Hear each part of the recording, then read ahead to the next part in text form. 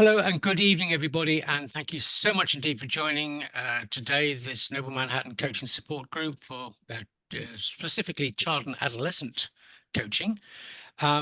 We've got over 95 people registered this evening, which is absolutely fantastic.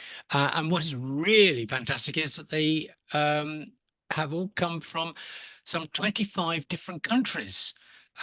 Which is great, and from all around the world. We have a registrant from New Zealand, a couple from South Africa, Canada, USA, many from Europe, including the United Kingdom, obviously, and Ireland, United Arab Emirates, India, Lebanon, and other places as well. So thank you so much indeed.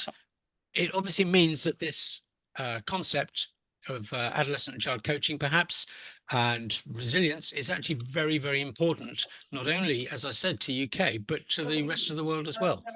So if you could mute yourself, I would be grateful. Thank you very much. So whether you're a parent, whether you're a teacher, whether you're a psychiatrist, psychologist, whether you're a head teacher even, you know, we have a huge number of people who have registered like that, and it means that there's plenty of opportunity to hear different views. And that's why I put a note on the registration saying, look, please don't be offended by anything anybody says, but also please don't aim to offend. Because after all, this is an open forum. We're all here to learn. We're all here to identify different options. Just because somebody says something about the parents perhaps should be doing this and you're not, it doesn't mean to say that the point is directed at you. So please do not take offense. The basis of all of this is that we make as much information available from our own lives, from our professional lives, from our experience, even from our own guesswork, to address what is a huge problem, or seeming to be a huge problem, and that is that mental health seems to be almost ruling the planet. Or should I say, mental health issues should be almost ruling the planet, because, of course, we all have mental health. I like to think that mine is very, very positive. Others may not be in the same situation. So what I have realized this year particularly is the word on everybody's lips is resilience, or perhaps lack of it. And this is particularly affecting adolescents, young adults as they go into the workplace, and arguably the children as well. And when I talk about children and when I talk about adolescents, I'm looking at a boundary here of about age 11. So that gives you something to work on. So as a number of you will have realized, we've been running these coaching support groups now for some 2 years. And it's absolutely great to see so many people now involved. The objective, as I said, is to support our adolescents, to support our children as they grow towards adulthood, as they grow towards the workplace, because after all, they will be running our lives and the planet. And while we cannot tell them what the future is going to hold for them, I think it's very important that we work on how we're going to give them those skills that they will need to run their lives and their futures. So with the program today is nurturing resilience, and one of the things that has come up recently, and it's been in the United Kingdom press, it may have been in international presses as well, that a number of workers, those in the workforce these days, are crying off perhaps because they have mental health issues. And the general consensus of opinion is perhaps it's because they can't be bothered to work. Are they prioritizing their mental health? Are they causing too much stress on the mental health rather than knuckling down and getting on with life?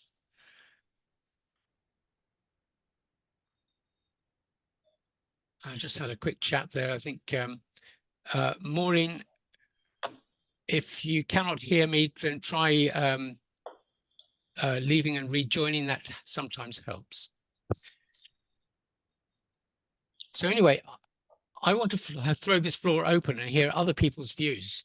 I've identified half a dozen headings which we might like to look at in turn. And the one thing that tends to spring to everybody's mind when we talk about Gen Z, Gen A, and that is the impact on social media on their lives. Is it good? Is it bad? How can we do anything about it? Or how can we encourage them to do what they can about it? So I'll throw the floor open and see if anybody's got anything to talk about for social media. Yeah, well, I work with an environmental education charity, Action for Conservation, in London. Well, I'm based in London, but we work throughout England and Wales.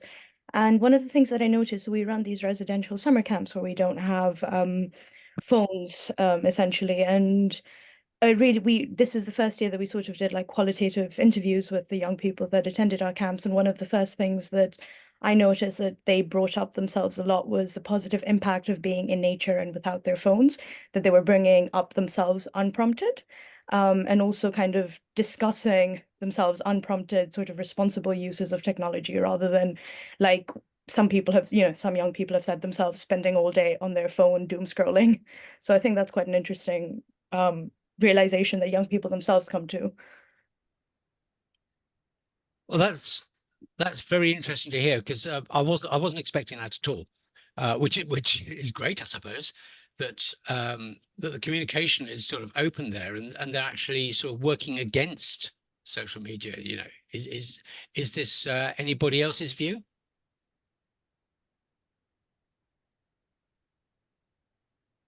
I would like to mention Vanessa. that my son, for the last 3 weeks, has been going for nature walks after school. So he goes with a friend, and yes, it seems to be something that they need to do. And I'm hopeful that perhaps they're looking at some things on the TikTok or scrollings, which informs them that go and take yourself a break of that nature. So that's quite positive. But obviously, it depends on what they are seeing. But there's also some other behaviors which are attached to the social media, which inside the house involve being much more involved with their looks, their skincare, their body, which quite frankly, as a teenager, when we didn't have social media, we were involved with, but maybe not at the same level. So it's all about influence. Which influences are they following, and what comes in on their algorithms, really? So how can we influence their influence, perhaps? Exactly. Talk at the phone, I suppose. Talk at the phone, talk to the phone. phone. Well, I think when you talk at the phones, it does bring up certain subjects. But I'm not a very deep expert in knowing how that works for TikTok. I'm more aware of Facebook and how Facebook will pull up some more content based on what the phone is hearing from what you're saying. Vanessa, quick question.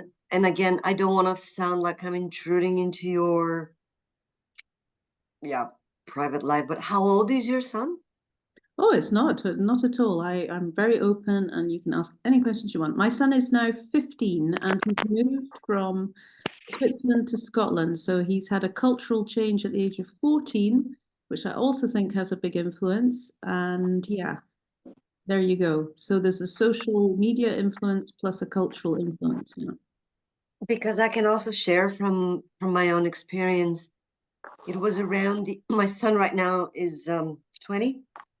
And I can say that around 15, 16 years old, I also tended to notice that his addiction to mobile phone kind of started failing, being not so much on social media, but more hanging out with his friends, the team, he's a basketball player, and they tend to find more fun spending time outdoors rather than being on the phone.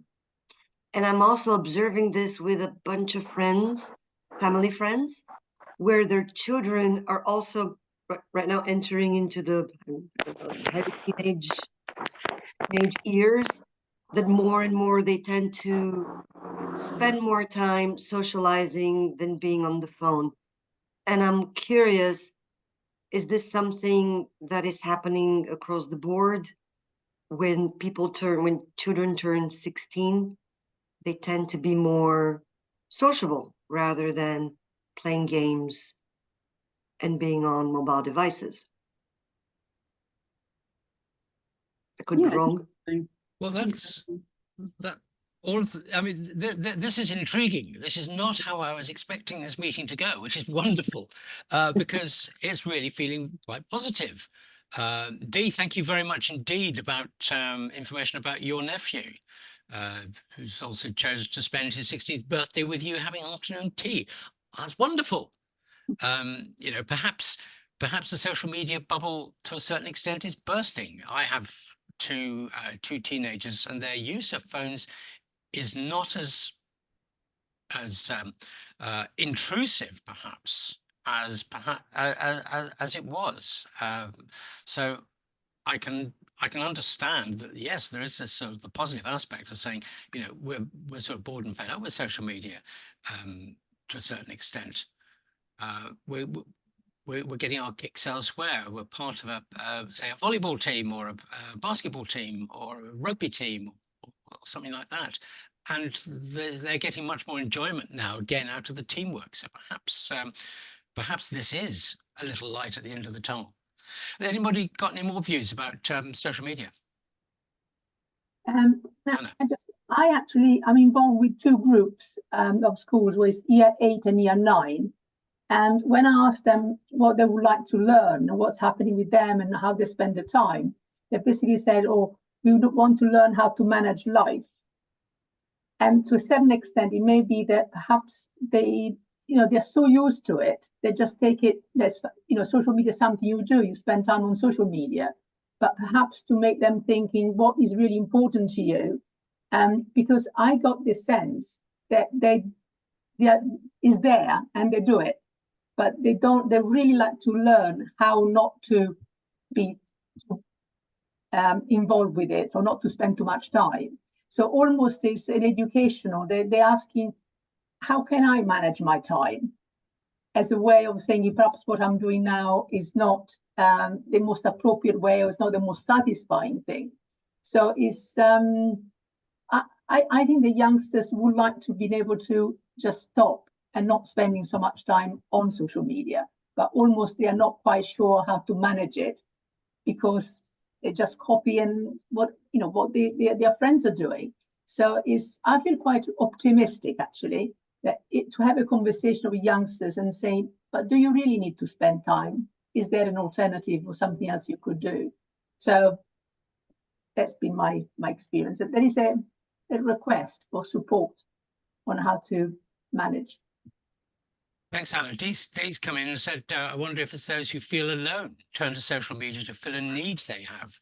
Possibly. Jackie, you've got your hand raised. Yeah, I was just wondering, so I was just listening to the stories about the 15, 16-year-olds not using their phones so much. And I was wondering, could it be linked to the fact that at about that age, children have a bit more freedom and they can actually go out by themselves, whereas we do tend these days anyway to keep a close eye on our children up to the age of 14, 15, because we're worried about them going out and where they're going to go and any dangers that they're going to come across. So perhaps because children have less freedom, like when I was a child, I'd just walk out the front door and go meet my friends, even when I was in primary school, because you could. Whereas children can't do that so much. So social media is their way of staying in contact with each other.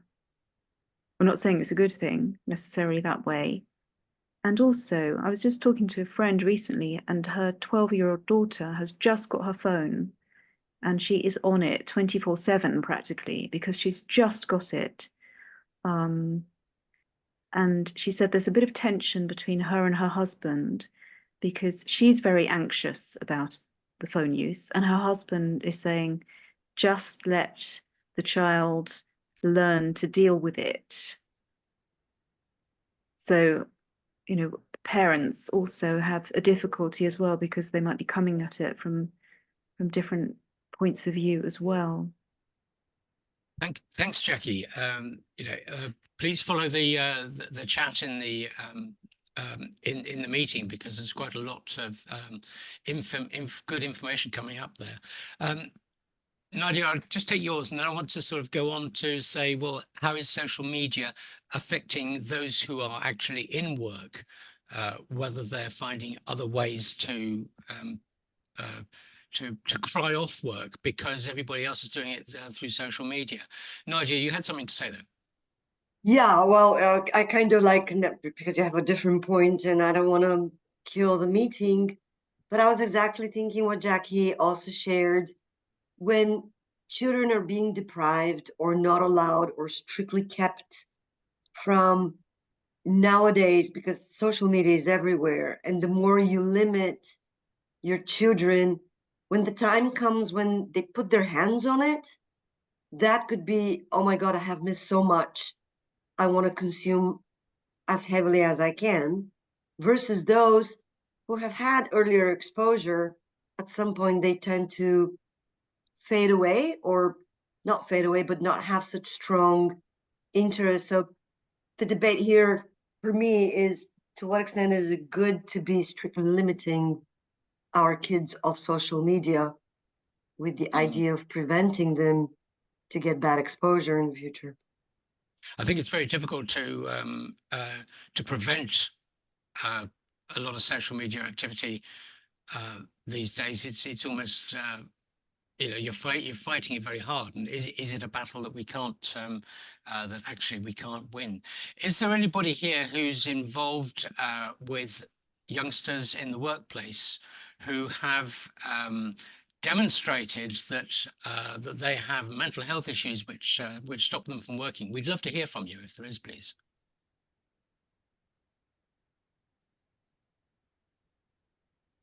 Okay, never mind.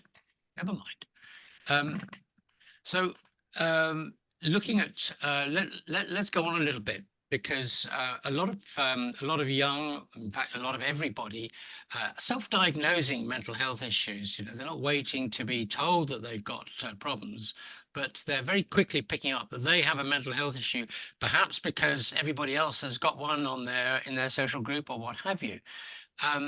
Do you think that this is affecting how they work, whether they have the resilience to work through the problems in life? Ian, I have a contribution around that, if that's helpful. Yes, please. I have a pretty major concern that the shall I say, the sort of zeitgeist about everybody's got mental health problems at the moment is really not serving our young people well. There's a sort of assumption that unless everybody is happy all of the time and feeling great about themselves, then they have a mental health problem. And the notion that to be human is to have low mood from sometimes, to have anxiety sometimes, to have pain sometimes. It's part of the human condition, and it is within normal range. And actually we can help our young people to be more resilient through an acceptance of that, and through an acceptance of that. But it seems to be the predominant zeitgeist, which is we've all got to be happy. And if we have any pain, if we have any low mood, if we have any anxiety, we are dysfunctional, we are abnormal, we have a mental health issue. And I think it's a real problem. I think there's a real over preoccupation with, quotes, mental health issues. So that's a perspective. Thank you, Stephen. Anna. I think as Steve just said, I think he's so right in terms. I mean, I agree. I resonate with what you are saying, and I would also add that there is, in my view, from my experience, the last 4 years working with youngsters, is that perhaps it's important to separate what is emotional intelligence or emotional well-being and health and mental well-being, because what youngsters are dealing with, or at least that's been my experience, is that they don't know how to deal with their emotions. So when they feel all be confused, oh, I have a mental health issue. And that is what I said to them, but what are you dealing with? So it's literally, I don't know whether by just say learning or teaching them to deal with how to manage their emotions and separating, because someone who might have a struggle with them emotionally, this doesn't necessarily have a mental health issue, and vice versa. So is concentrating perhaps on how can we teach ourselves the resilience is really the emotional element rather than perhaps a mental element. I think there is a difference between the two. Yeah. But I would say equally, part of the human condition is to have emotional turbulence from time to time.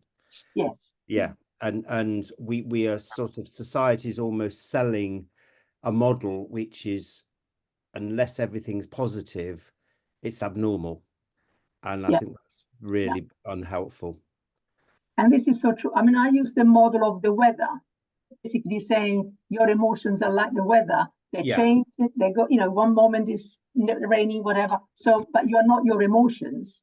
So they've been able to say, okay, almost is accepting that there are the ups and downs and the difference. Yeah. And it's normal because we all do it. Yeah. We all experience it. Yeah. And I thanks very much indeed for that. I love the idea of explaining to kids that it's about the weather, particularly in the United Kingdom, and particularly where it's been raining quite a lot recently. We look forward to the sunshine. Michelle, you've got your hand raised.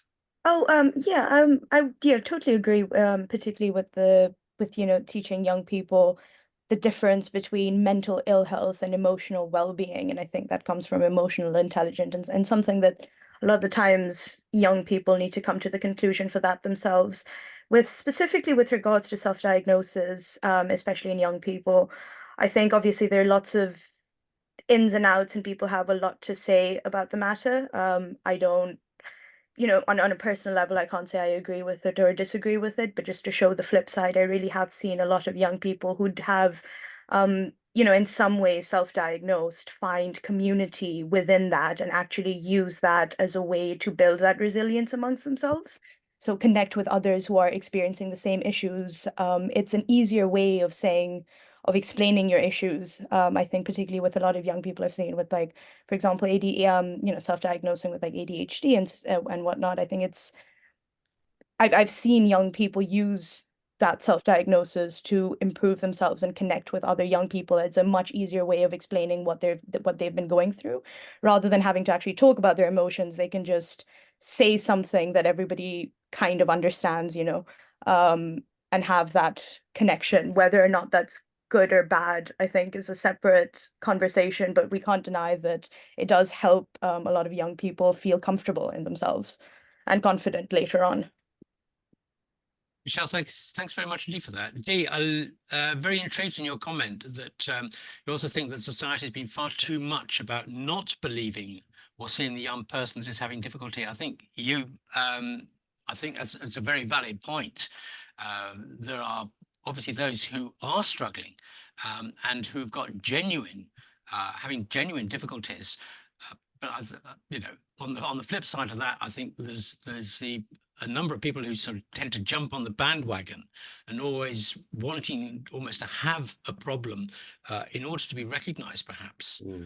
But I think but Dee, I think you've got a very valid point. There are those who we do need to watch out for, and we do need to help as best we can, because they are having difficulty, and just cold shouldering them or telling them never mind, it'll go away, may not necessarily be the right approach. So, can I say something, please? Yeah, of course. Yeah, so I was wondering, because kids today are exposed to so much information. They are exposed, they start using with each other like terms related to psychology and mental health, and they don't even know what it means. Yeah. And they label each other with these terms, and it's all because of social media. Like they follow people, they don't reach out to their parents anymore, because they think that they know everything through all these platforms that they are exposed to. And this is a problem, I think, because um, they don't really know the meaning behind the terms they are using. They say terms like, "Oh, this guy is bipolar. This guy has narcissistic traits. This guy," and it's affecting our kids today, because I think mental health is a very sensitive issue here, and it is becoming a bit commercial, let's say. And I'm not sure here how we can protect our kids from that, because they are diagnosing themselves alone, and they are curing themselves alone, and we don't know if they are using the right path or not. Mm. And I think it's being overrated. I do believe that kids, it's normal for any human to go through ups and downs, and no need to always dig deeper and try to get reasons behind any behavior that our kids are showing, because parents tend to be overprotective these days, and they worry a lot, and they always feel that if my kid is doing this or that, or it means there's something wrong with my kid. Having said all that, the exposure to social media, the information that they are getting, the labeling, it's a big chaos, and it's very challenging for parents today to be able to control or to know what kind of information their kids are getting. At the same time, we need to keep them normal, not to make a big deal out of anything they are going through. So I don't know if I made a point here or not. I just wanted to share these thoughts with you. I'm brainstorming here. I'm as a mother. Luma, I think you made some very, very good points there, Stephen. Yeah, building on that and building on what I said before, I think there's and there's quite a lot of literature saying this, that there's a bit of an over medicalization. If we look at the incidence of ADHD, so-called, and the exponential growth in that is not because young people are different or the environment's different. It's there are some clinical descriptors which categorize certain behaviors and emotional reactions and make it into a syndrome. So we are working in a society where there's an over medicalization as well, and that is causing, I think, a lot of the number of young people who are talking about the fact that they're self-diagnosing as ADHD, and they're going to the doctor and they're getting ADHD medication. And I think we just have to be aware this is a societal thing going on as well globally. It's not just in this country. So that's another perspective. Yeah, Yes. Can I just say something there? Yeah, I Yes, agree Jenny. with Stephen. Hi, Ian. Hi, everybody. Yeah, this is to me all about language, and the language that we're actually all is being projected, not only at the children, but actually at all as adults. And we in turn are aiming to be the best we can be for our children. And they're hearing all this sort of language. And the language is, in my view, very definitive and very conclusive. You have to have an answer. There must be a schedule. You must know that's the right thing to think in this moment because I'm feeling depressed. That's the right thing to feel because I'm feeling jolly. Whatever it is, we kind of, it's not, this reality kind of shrinks us into a passageway that they want us to see us in. And for me, it's about communicating, you know, tools to the children, not only the children, actually the adults, because they're hearing all that too, because the language they're hearing has an energy of such, is so stultifying in my view, this is all my view, that actually and adults, we're all as parents and grandparents in my case, are looking for them, you know, to actually encourage our kids to speak, to have the best, you know, we can possibly give them. But we're being restricted by the language in so many ways. And you know, I've discovered using just questions with kids or just giving them space, and I agree with what the people have been saying about, you know, the space that they actually require in a classroom within the home as well, to enable them to have more of themselves and not have to think that they have to shut themselves into the box of this reality. So they're, you know, when they're learning to expand and with tools, so they know that it's actually, there isn't right or wrong, whichever way we're looking at it. So I would use using questions and just listening to the energy of the language, and I think that's probably being more expansive than actually trying to find the right answers. I'd just like to bring in something that Dee has come up with here, and that is that it's you know, ADHD is not often self-diagnosed, but it's more from schools and parents, and certainly in the United Kingdom. And I'm going to be cynical here to say that because schools actually get more money for kids who to support kids who've got various neurodiverse syndromes. There perhaps is too much of an opportunity to get diagnoses in order to get more money. As I say, I may be being cynical here, but it does worry me. It's less schools, it's parents. A parent gets an ADHD diagnosis for the child, they can get a disability living allowance.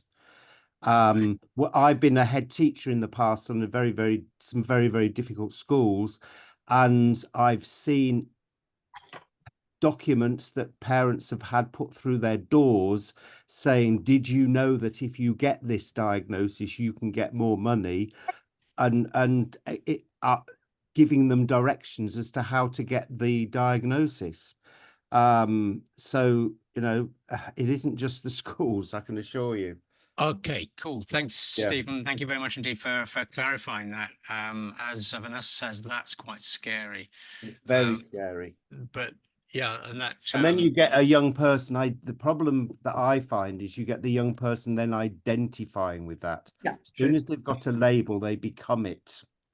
That is a challenge that I'm finding as well as a teen coach. I get people who come to me with I have autism, and they're almost wearing it as a I won't say as a badge of honor, but it's something that I've then got to work through because I'm trying to work in their space and just accept that they are who they are, not that they have that that badge.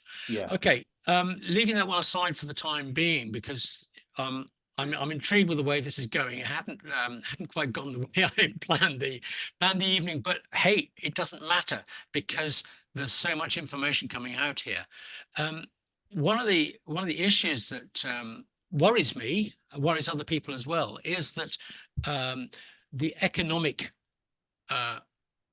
aspects that mental health issues can bring to a business can be quite daunting, I think, because just at the moment, a lot of people are frightened to react against a mental health issue because of perhaps the fear of industrial tribunals and things like that. And so therefore it's very easy for somebody who perhaps in the Navy we would call it swinging the lead, who perhaps wants to have an easy life at work, is to throw up that mental health badge with and are businesses ready to cope with that, or are they just going to kowtow to the individual and offer them a slightly lighter life? Now, I'm not saying that there aren't people there who do have problems, but do you think that people are jumping on a bandwagon here? People who perhaps are not really ready to give their all to their work?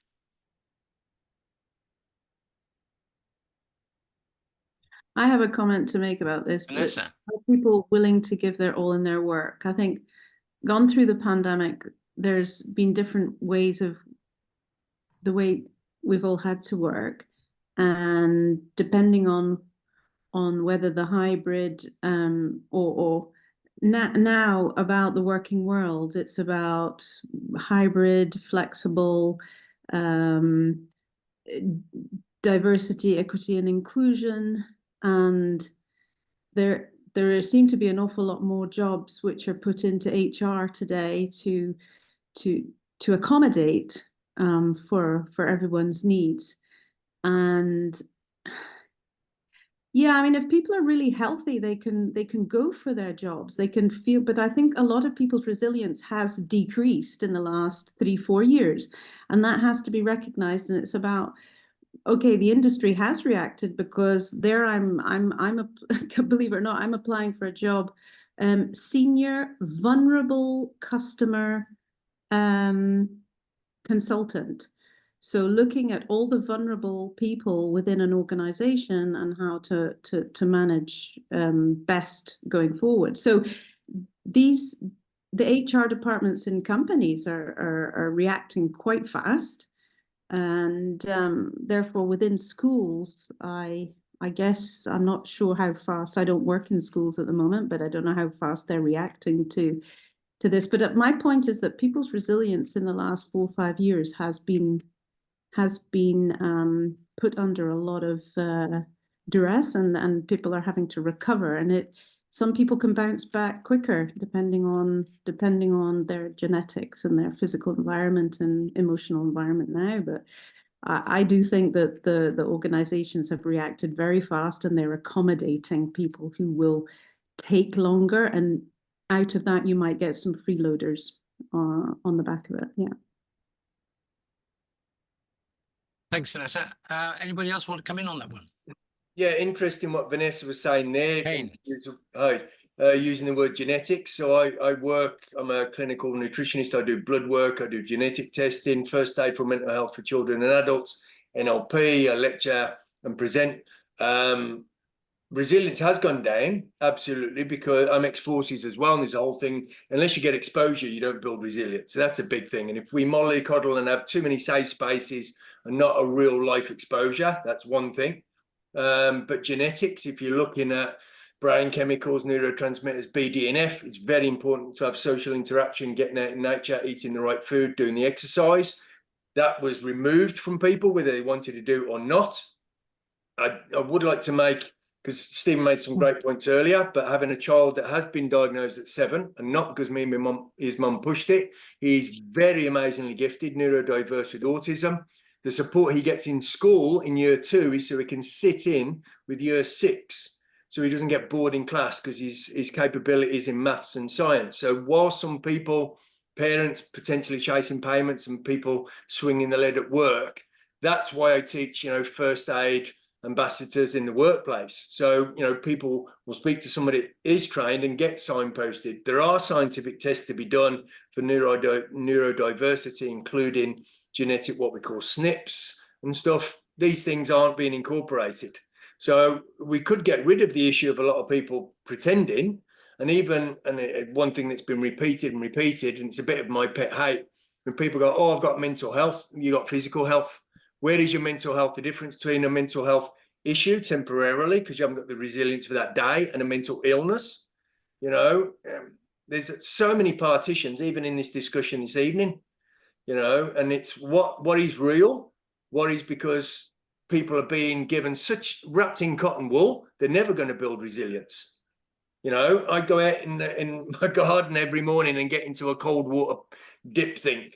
and you know, there's science there, but I never want to do it. Every morning I'm stepping out going, I don't fancy doing this.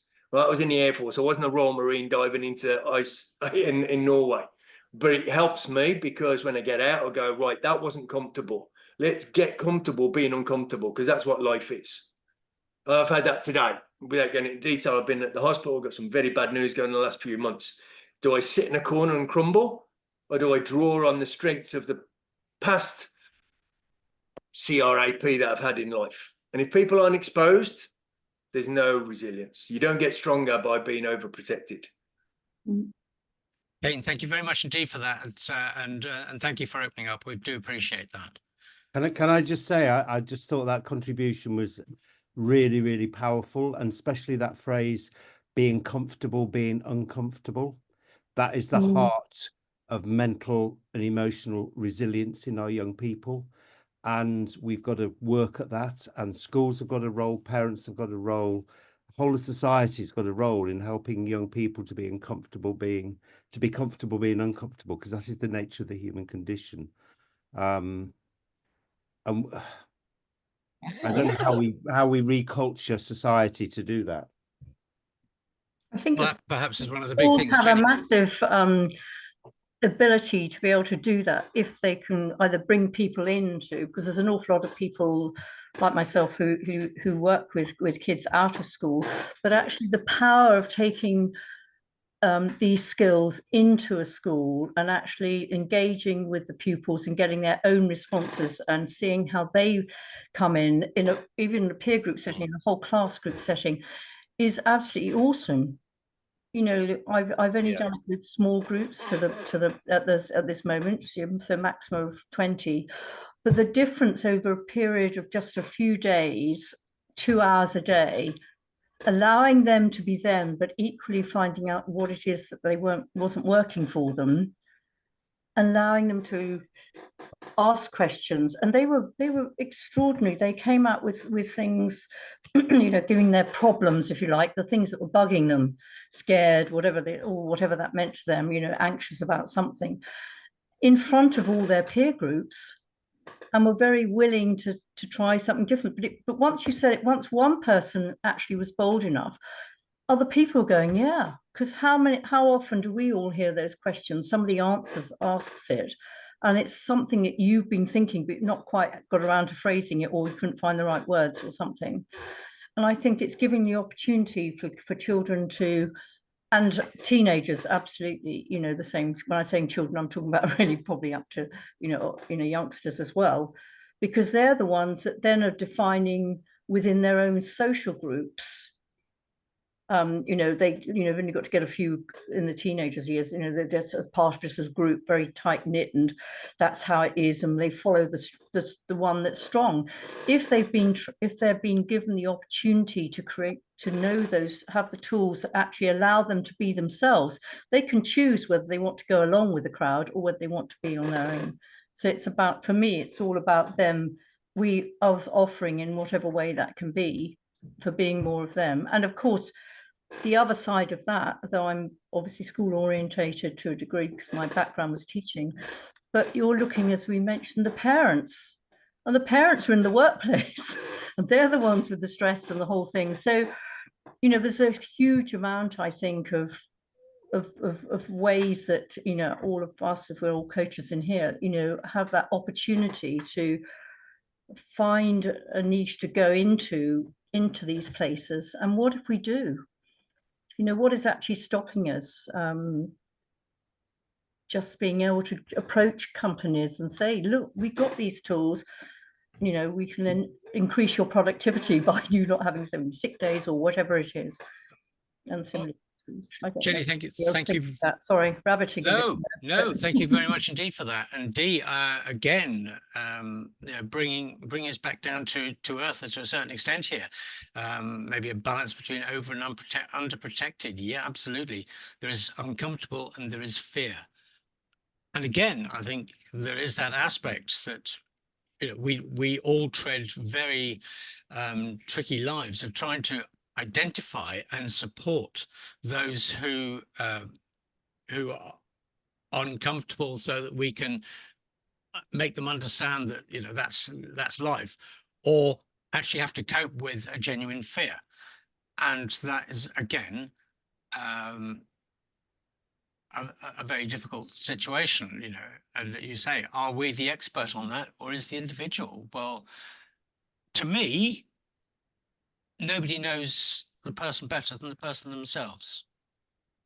And that is perhaps where coaches come in, because we're working with people in their space, rather than trying to bring them into our space. You know, it doesn't matter whether they're neurodiverse, it doesn't matter whether they've got an irrational fear, perhaps, or even perhaps a rational fear of actually trying to sort of work with them, but in their space, because after all, they are the experts on their lives, even if they are very young.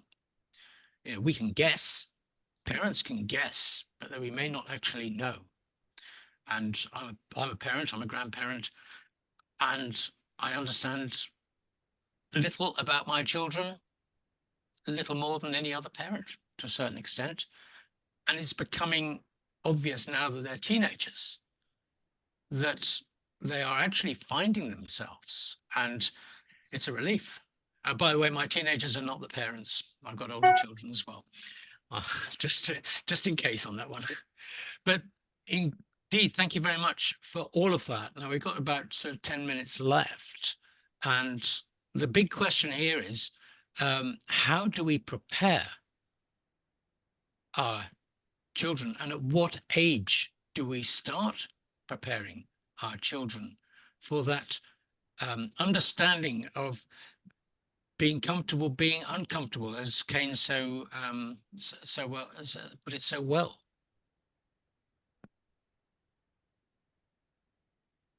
And who can help? There's another big question.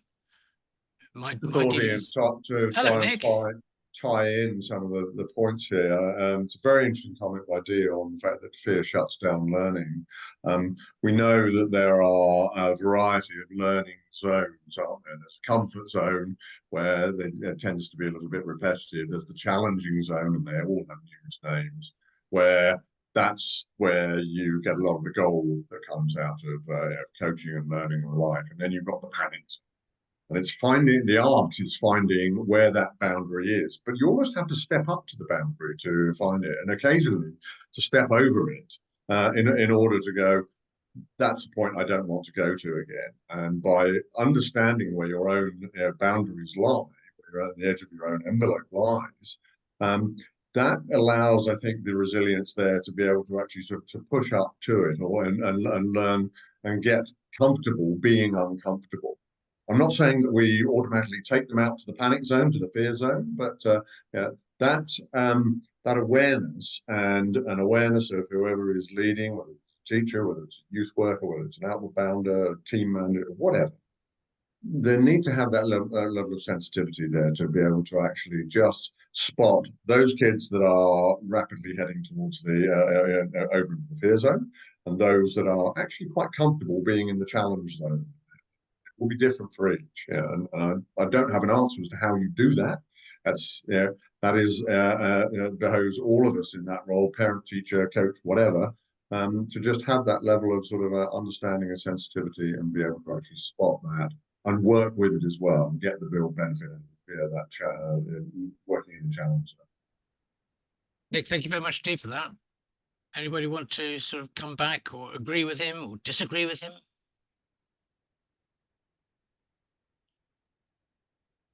Jeremy.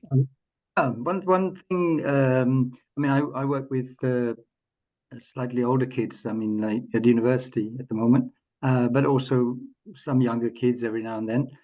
But there seems to be kind of the greenhouse generation. I call them the greenhouse generation, because they're, like as someone mentioned, you know, they're like, they've either got helicopter parents, or they've been very protected, partly because of the pandemic and social media, whatever you like, and they don't live normal, let's say normal in inverted commas, lives like our generation, or the kind of up to the Generation X. So it's inevitable if you bring a plant that's always been in a greenhouse, if you put it outside, especially in England, it's not going to last very long, or it's gonna find life pretty uncomfortable.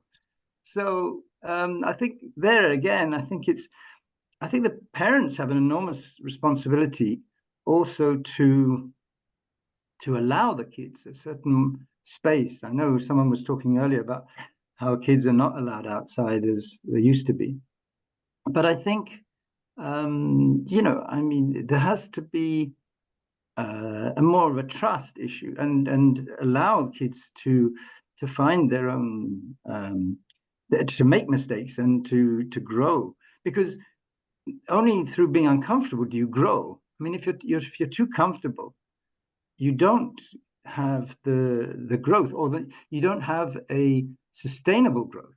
You don't have that resilience. So I think that's really at the heart of a lot of it. Jeremy, thank you very much indeed for that. John. Hi, how are you doing, everybody? Yeah, thank you very much indeed. Sorry I was late, just out for a run. I do some work with young people, and also some organisational development work as well. But what I wanted to say was we're looking, I think, at quite a sensitive blend, really, about having enough challenge with enough encouragement. And that I would put for children and young people across the spectrum. And the way we gauge the level of challenge and the input we put in terms of encouragement is really important. I do some work with an EFL football club, and we just call it putting speed bumps in the road for them. You know, you're going to encounter these speed bumps. That is life. So that, you know, you're going to have to be comfortable being uncomfortable with this. That's the way it goes. But what we do try to develop, and part of my work is to try to develop and understand the context in which young person is operating. And so that's massively important. And I think the greater understanding we have of context, whether it's familial, economic or social context, we give ourselves a far more usable set of tools. And I just wanted to round off my particular contribution with working with adolescents.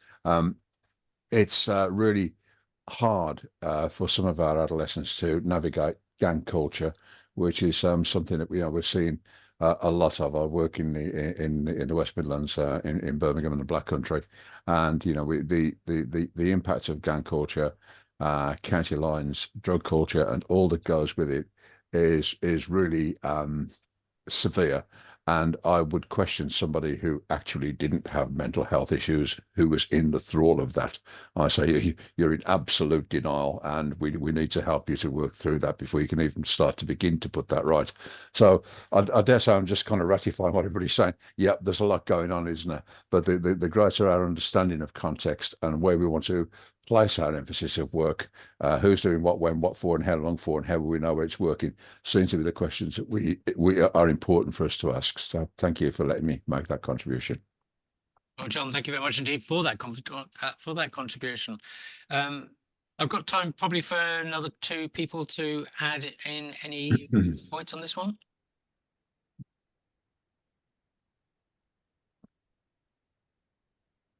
I want to say something. Cynthia. Yeah.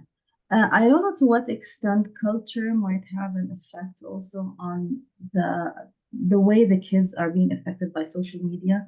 Because, for example, I live in Lebanon, and Lebanon is always a country with a lot of problems. And the kids are kind of involved in these problems. And it affects their life in a way that they are very much grounded. They are on social media, they go, they watch a lot of stuff. But at the same time, they have a lot of people involved in their lives. For example, children, they have their grandparents close to them, uncles very close to them. It's not that they live very far apart from each other. So you feel that the family members the extended family is very much involved in the child's life.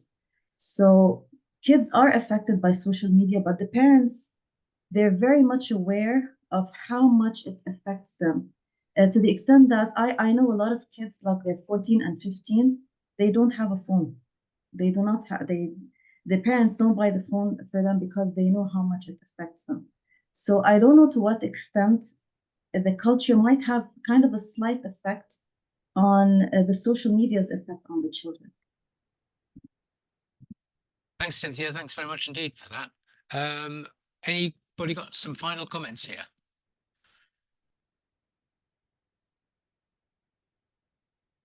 Well, that's good. Jenny, I'd just like to come back to you and say, so what if coaches approach the teacher trainers?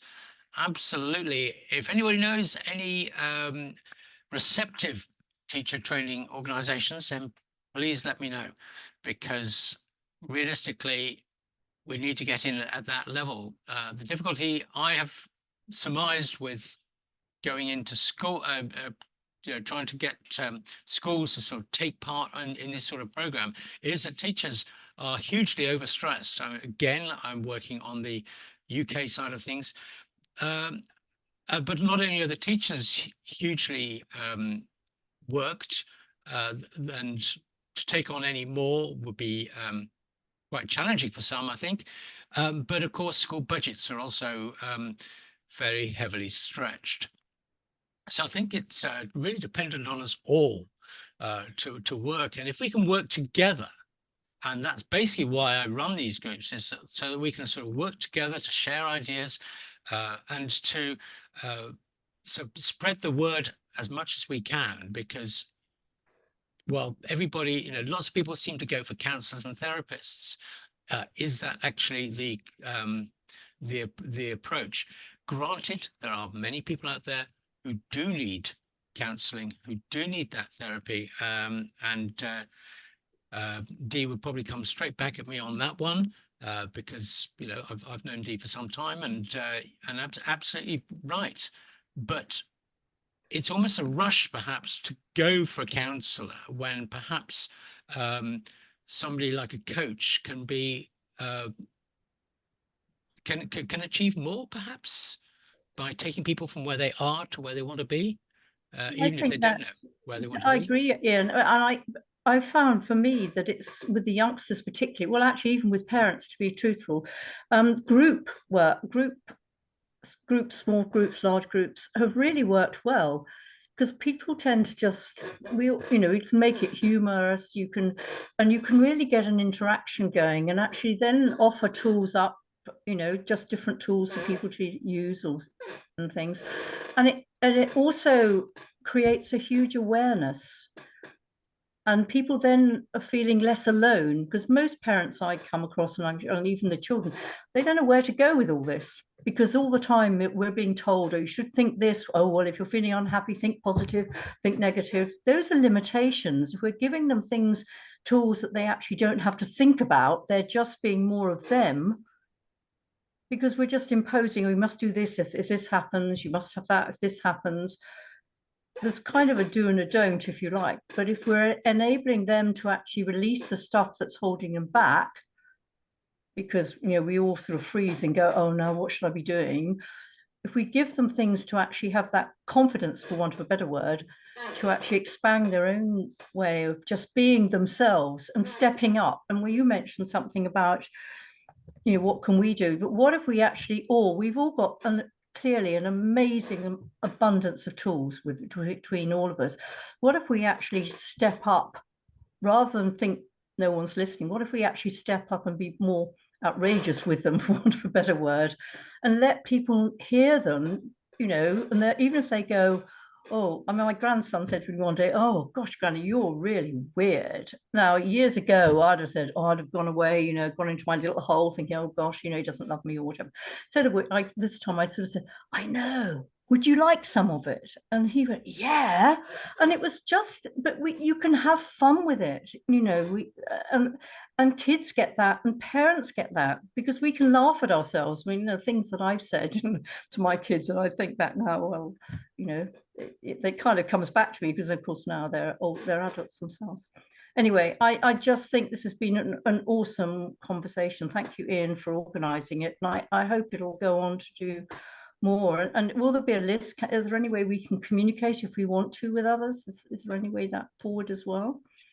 Yes, certainly we can. I'll look at that. Obviously, I don't give out any details unless people are prepared to, but I will put that out and let's see where we can go. Anna, you had a point. Yeah, I just wanted to share the experience I have with my school in the last 4 years. I'm I've been following trainee students, and basically I'm part of the life skills. I go to the school, I do health, literally how to deal with stress and build resilience. So literally, it's as part of the life skills, I do a session with the youngsters about emotional well-being. And that has been, the school really appreciated, the kids really appreciate it.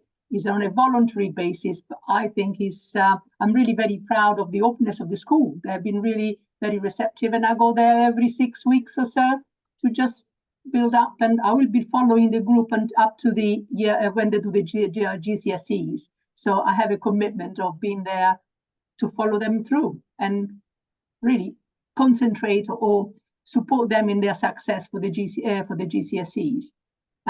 But part of the life skills. Anna, thanks very much indeed for that. That just brings me into a final point that Noble Manhattan does actually have a program of life skills training, which we call the Foundation in Adolescent Coaching or the Foundation in Child Coaching, depending on which volume you would like. So please, if anybody's interested in that training, we've made it far more accessible now. Please let me know. And obviously, I'll be putting this out in the email that I'll be sending everybody anyway. But it's just gone 7 o'clock now in the United Kingdom. It's just gone 11 o'clock in the United Arab Emirates. So thank you for those who've joined us from Dubai. And thank you very much indeed for everybody who has participated, for everybody who has just stayed and listened. It's incredibly important that we work together as best we can. And obviously, I will continue to encourage that. But if everybody's got any bright ideas as to how we can actually move this forward, I'm very happy to have a chat at any stage. So without further ado, I shall stop recording